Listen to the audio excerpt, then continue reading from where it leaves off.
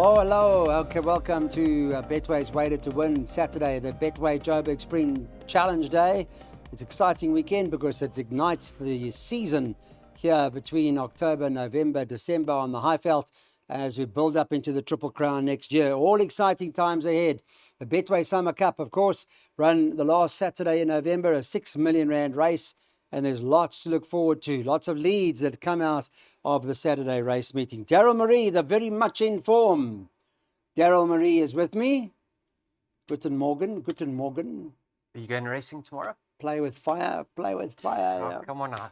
Leave all that now, Clyde. What a boy. You're only as good as your last tip, and the last 10 one to came 1, unstuck. banker. 10 to 1. I said that's why they call you Daryl Marie. I guessed right. What can I say? You guessed. Nice to wake up in the morning and you know you can go shopping and do whatever you want to do. Yeah. Lovely, beautiful. Opening leg of the bar pot, right? You never bought the producers and directors McDonald's or something? Have to wait for payday. No, payday. Opening leg of the bar pot, race 2. I played the safe route, all of numbers 3, 5, 6, and 7. Slight preference for the Tony Pizza train number 6, Ancient Wisdom. Now, beaten a long way in her second start. That form line has worked out fairly well. The second placed runner was Future Date. Third was Fireburst. So I like her chances. Number 5, Stormy Sunday. Heavily supported last time out, Clyde. Didn't quite land the gamble, but I think she's showing good work, this filly. She's extremely well related. Straight into a mile or a 1600 meter after a 3.5 month layoff suggests she's fit enough. Number 7, a lot of scope for improvement, stronger handling in the irons. She's related to Emerald Princess and Prince of Green, both 1400 meter horses. And then obviously number 3, Fetching Flyer. Last time out, she didn't get a clean break. I think from a neater draw, hopefully she's closer to the pace. This time round, with 1.5 kgs off her back, I expect her to reverse the form with number 4. So we should double up. Okay, so we should double up. Let's have a look at that bipod then. There we go. Daryl's gone a few. It's a competitive race card. This is not easy today. I mean, they're lovely horses running, don't get me wrong, but it's competitive racing, and that's why it's a 576 Rand bipod per. Okay, welcome back. Thanks for joining us on the show. We're doing this on Friday morning. Betway's got Battle of Barberton. That's Michael Azzi and Pierre Straight in the team up over here at 5-2 favourite. Second choice, number 4, Moolah Man, who's priced up at 3-1. And then you got Master TikTok, number 7 on the card, who's priced up at 3-1. In fact, it's quite congested because there's a fourth horse in here at 33-10 called Atareem, number 1 on the card. So quite a few. What do you make of Battle of Barberton? I think he's on the upgrade. Yeah, he's improving, Clyde. Lightly raced. Did you see that last run? I saw, yes. Striker was going to be caught a little bit wide going into that first bend, and he decided to take it up early. But that ride was particularly good at the end, the way he came back at claw. Yeah. Very gutsy. Very gutsy. The £5 penalty is not a problem for you. No. Well, the two of the Azzi runners were well clear of the balance of the field. Yeah. And I mean, he is improving, so I'll give him a chance. Atarime, out of his ground last time out, Clyde, turning into the straights. He had his work cut out. Stayed on. That was over a mile. I think the step up to 2000 is certainly going to be in his favour. He's done quite a bit of racing recently, though. Hopefully he's taken that race well. Moolah Man, he's unexposed of this distance. You know, the furthest he's been in his career is 1700.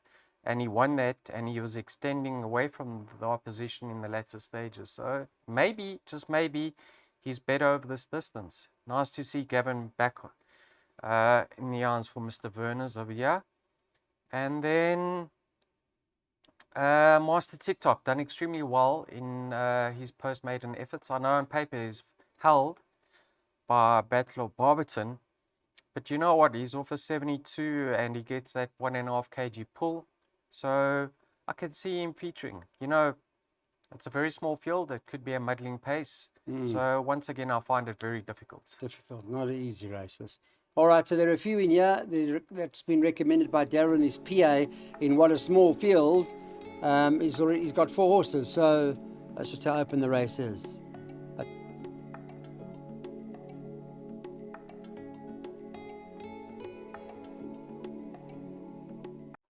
All right, we're into the Pinnacle Stakes now, sponsored by Betway. They're going over 2,600 metres on the inside track at Turffontein.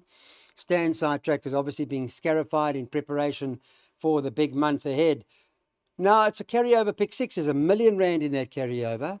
And so the pool, I would imagine they're expecting a decent number. So get on whatever happens. We want to cover, we've got a replay for you, which covers the top three in the betting. Razor Hallelujah is top of the boards with Betway at even money. The second choice, Explosive Bond, is something like 33 to 10. And Zeus is in there as well. They all met last time. Here's a look at what you can see. Daryl Marie with me, and he can talk us through it. So there's Explosive Bond clear. Razor Hallelujah looking to close it down in the all blue in the middle, Daryl. And Zeus on the extreme right with a big white face. Yes, Clyde, it's not surprising that Razor Hallelujah got the better of the filly in the latter stages because he had the perfect running transits, whereas she was exposed on the outside with no cover throughout the running of the race. So I'm not going to sit here and try to separate them. I think... Some will say Razor Hallelujah won with a lot in hand, though. What's your view of that? Well, Musi had to ask him in the latter stages. Yes, he got the better of her and he was going away, but she had a more difficult running during the run of the race. Okay. So let's say she gets lucky in running this time round, and he gets caught wide, and she's got a 1 kg pull in her advantage. So you prefer Explosive? Who says she can't reverse the form? form? Fair enough. Okay. So you're on Explosive Bond side, right? I am. I think there's a chance that she can reverse the form with Razor Hallelujah. All right. Zeus, Clyde, watch him when the rains come. I think he's a much better sort when there's some giving the ground. So I'm happy to go all of 2 and 7 in the opening leg. I'm sure we will survive, yeah. Okay, we'll survive. First leg of the pick six carryover. Let's get on, guys. 720 Rand perm. We'll leave it to you now to take it down. Hi everybody, race number 5. Let's go through the race where Mia Moo tops the boards. Exciting prospect Mia Moo. 2 to 1 is current favourite for the Sean Terry stable. Selena Peninsula is the second choice, number 1 on the card. Selena Peninsula, 7 to 2. Won impressively, 2 stars to date. You know, what do you say? Anything's possible. Say It Cloud, an impressive debut winner. That's the third choice for the Michael de Kock stable at 7 to 2. And 5 to 1 about number 5, Boozum Buddy. We've got a Mia Moo rerun that Daryl and I want to have a look at, and you guys can have a look here too. And this is when Mia Moo absolutely romped home, and no doubt she's got lots of ability. I mean, that last run was top class. Yes, Clyde, this was up the straight at Turffontein over 1160. In her second start, she was actually returning from a layoff on this occasion. And she's returning from a layoff once again. Yeah, but look at this, Clyde. Effortless. Effortless, Daryl. And I guess we don't know much about the likes of this horse, Selenia Peninsula, which you can tell us about and Say It Loud. Those horses could be anything. But Mia Moo, based on what I see with the ratings and the weights and all that, penalty kick. Well, firstly, you can't read too much into her rating because she did earn that over 1,600 though, Clyde. Okay. And this is 1,200. So... yeah, she is slung in at the weights, but she's contested grade 2 and grade 3 races, and she's been far from disgraced. I mean, last time out, she ran second behind Double Grand Slam. Third in that race was Raskova. What's it? Yes. What's that? Raskova. Raskova. She came out and won, I think, the grade 2 WSB Fillies No, the Guineas field from was, there. it was I mean, at the end of the day, it was the highest quality field you'll find. On paper, the 2 to 1's a gift. She will race fresh. It's a tiny field. She shouldn't be 10 lengths off them turning for home. She should, even if she's lost, she should be 3-4 lengths off them. Yeah. And she's got the ability to pick them off and win this quite comfortably, even if she's nowhere near ready. So I am in Mia Moo's camp. Now Selena Peninsula's has won. I mean, she's unbeaten. I think she needs to raise her game because that was a right race for her last time out. Now she needs to up her game once again. I opened the book and I said, Gavin Lorena's on number 4 ahead of number 6, Say It Loud, because he is sponsored by Volkswagen. And they own number 6. But maybe that's not the case, Clyde. Yeah. I don't know who the stable elect is from that yard. But all I can say is I've been very, very impressed with Calantha in her 2 efforts to date. Yes, she's been off the track for a very long time, but I think she's unexposed, and I think she's a decent filly in the making. I've only got numbers 3 and 4, but if you want to add one more, please include number 6, Sadler. Okay. Miamu is the horse to beat. The Joburg Betway Spring Challenge. This event are fillies and mares, and I tell you what, it's a competitive race of note. Gimmy's Angel, number 11 on the card, or VJ's Angels is 4-15 to 4-7-2 or thereabouts. 1, Give Me a Shot, 5-1. Number 2, Celtic Rumours, that we've got a replay for that. We'll have a look at that in a little while, is 11-2. And number 6, White Pearl, is 15-2. I'm not sure where it ends. Captain Peg certainly got a certainly got a claim at 9 or 10-1. And it's 12-1 and better about the others. Here's a look at when Celtic Rumours last came to the races. We'll take a look at the start. And it looked at this stage like it was going to pick it up and pull away. Yes, Clyde, if I'm not mistaken, this was the first run for her in the new ownership silks. And she gave the runner-up a ton of weight. Or not the runner-up, sorry. She gave the winner a ton of weight. She looked like a winner going through the 200. That's what I thought, yeah. She's a hold-up type of filly, maybe with more restraint. I can see her featuring over here. Clyde, you know, she's distance suited. She's unbeaten. Yeah. 3 from 3. She's unbeaten over the course in distance, albeit only 1 effort. But the problem with this mare is she hasn't really been behaving behind the pens. She needs to... Where did that start? Yeah, she's been stubborn recently. Ah. And she needs to break on terms, especially on the inside track. So there are some concerns.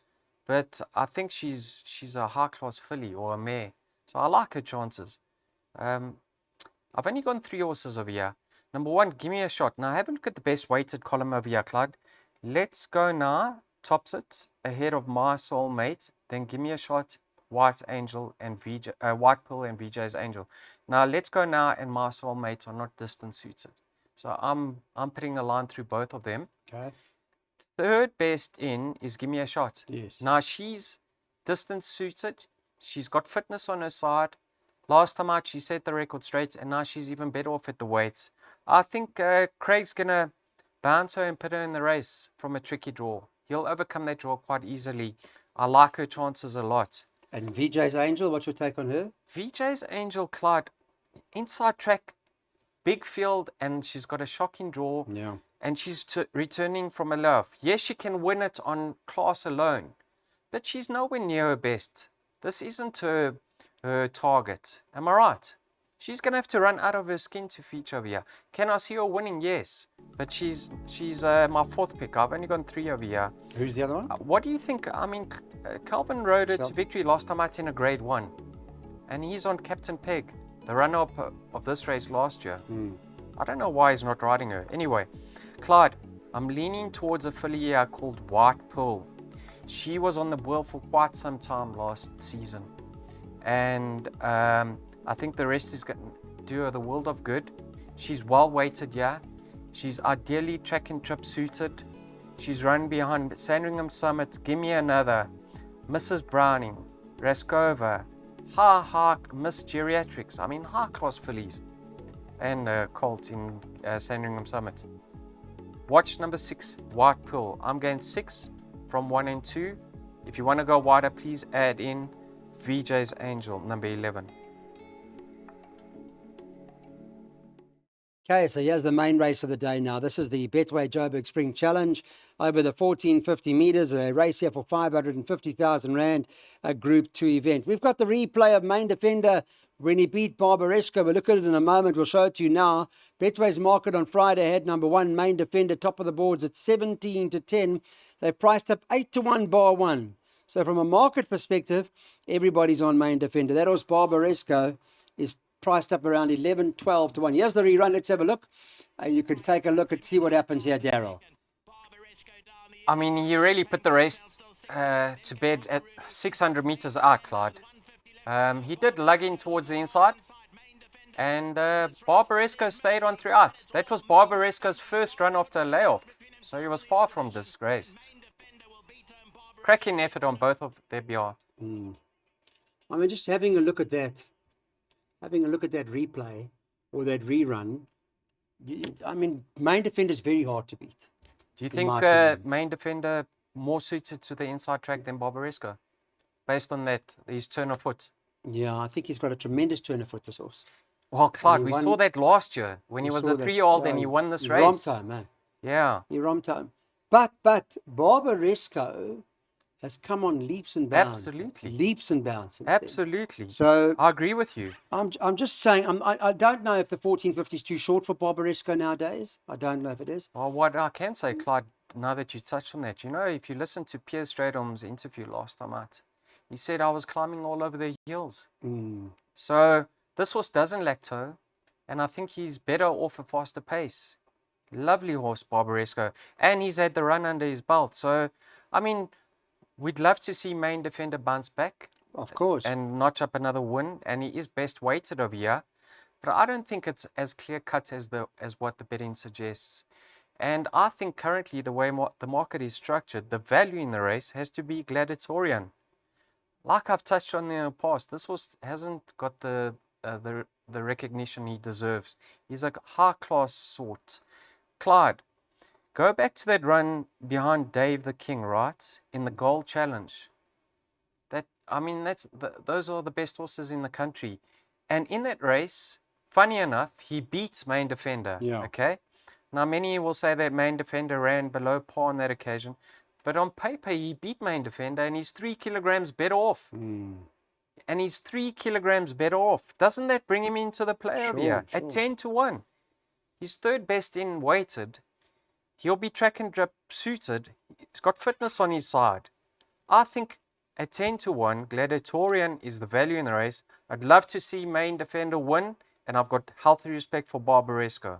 Okay, so good to have Stewie Ferry here from KwaZulu-Natal with Gladiatorian. Sean Veal, they're looking to take the boys on. Main Defender, let's see what Daryl's gone here. 1 Main Defender, the 4 Gladiatorian, and the 8 Barbaresco. It's going to be a great race. This is a graduation plate sponsored by Betway, but it's a super race. My goodness me, there's some lovely horses running here. 1,200 meters. Hotza Ruby, obviously best weighted, but far too short, I would imagine. Truth is a beautiful specimen. Seen him in the flesh. He's a lovely horse. Not sure what happened in Durban. He hated Durban. Absolutely hated Durban. I don't know why, but he just did not turn it on at all. Buffalo Storm Cody, lovely horse. And a beautiful effort from Buffalo Storm Cody last time. Let's take a look quickly at the favourite, who's priced up around 17, 18 to 10 with Betway. Daryl, Extreme outside, had a bit of ground to make up. Yes, Clyde, I actually fancied him on this occasion, and I thought he was flat-footed turning for home. And the way he finished over here, I said, this is a horse that's filled with ability and one to follow. I love this effort on his behalf. Yeah. He did certainly make it up in the closing stages, no doubt about that, and ran very well to the line. So where is Buffalo Storm Cody? So that's your first choice? Yes. Where do you put Truth in the race? Well, second. Second. Okay. Buffalo Storm Cody, Clyde, lead the charge, didn't frank the form. But if you watch that replay, the third place runner, Taxi to the Moon, franked that form. So yes, that's right. I'm just hoping he gets some luck from a tricky draw. That's my only negative. He's drawn out 7. But I really make him the horse to beat because of the fact that he's getting 3 kgs from Truth. Now, Truth, I'm in full agreement with you. I think he hated Durban. Nobody really hates Durban. I mean, let's be honest. It's unusual. You don't hate Durban. Durban is beautiful. I can't wait to see him run on Saturday, Truth, because I think you just have to put a line through both of those efforts. Once again, he's carrying a bit of pudding and he's got a tricky draw to contend with. I think the market is very skewed over here with the musical score priced up second favourite at 28 to 10.